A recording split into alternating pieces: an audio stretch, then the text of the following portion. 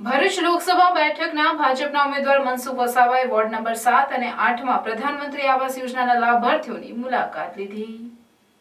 દેશભરમાં અને ગુજરાતમાં પણ લોકસભાની ચૂંટણીની તારીખો જાહેર થતાની સાથે જ ઉમેદવારોએ પોતાના લોકસભા વિસ્તારમાં રહેતા જનતાને રીઝવવાના પ્રયાસો શરૂ કરી દેવામાં આવ્યા છે।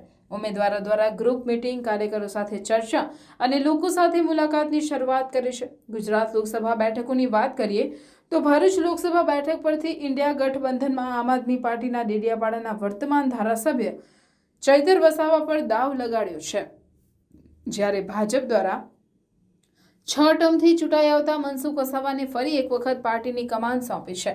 ત્યારે આજરોજ 6 ટર્મથી ભરૂચના સાંસદ તરીકે ચૂંટાઈ આવતા મનસુખ વસાવાએ વોર્ડ નંબર 7 અને 8માં સરકારી યોજના જેવી કે પ્રધાનમંત્રી આવાસ, વિધવા સહાય સહિતના યોજના હેઠળ લાભ મેળવનાર લાભાર્થીઓની મુલાકાત લીધી હતી।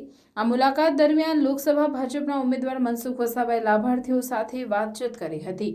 આ મુલાકાત દરમિયાન ભરૂચ જિલ્લા ભાજપ પ્રમુખ મારુતિ સેટોદરિયા, ભાજપ મહામંત્રી નિરલ પટેલ, ભરૂચ ધારાસભ્ય રમેશ મિસ્ત્રી, નગરપાલિકા પ્રમુખ વિભૂતિ યાદવ, જિલ્લા પંચાયત કારોબારી અધ્યક્ષ ધર્મેશ મિસ્ત્રી, નગરપાલિકા કારોબારી અધ્યક્ષ હેમેન્દ્ર પ્રજાપતિ સહિત વોર્ડના સભ્ય અને કાર્યકરો ઉપસ્થિત રહ્યા હતા।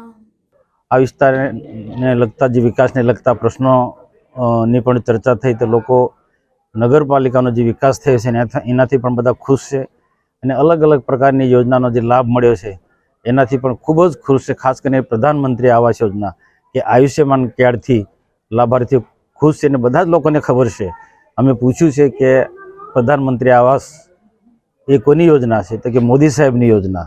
આયુષ્યમાન કાર્ડ તો એ પણ મોદી સાહેબની યોજના।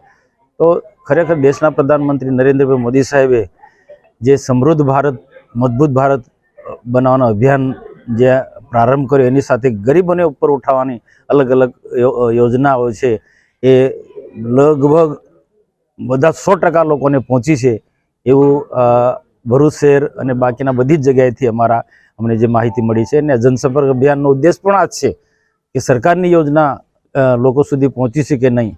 અમે જ્યાં જ્યાં પણ અમે તાલુકામાં પણ ગયા છે, ગામડામાં પણ ગયા છે, આ રીતના વિવિધ લાભાર્થીઓનો અમે સંપર્ક કર્યો છે, તો એને 100% એ લાભાર્થીને લાભ મળ્યો છે।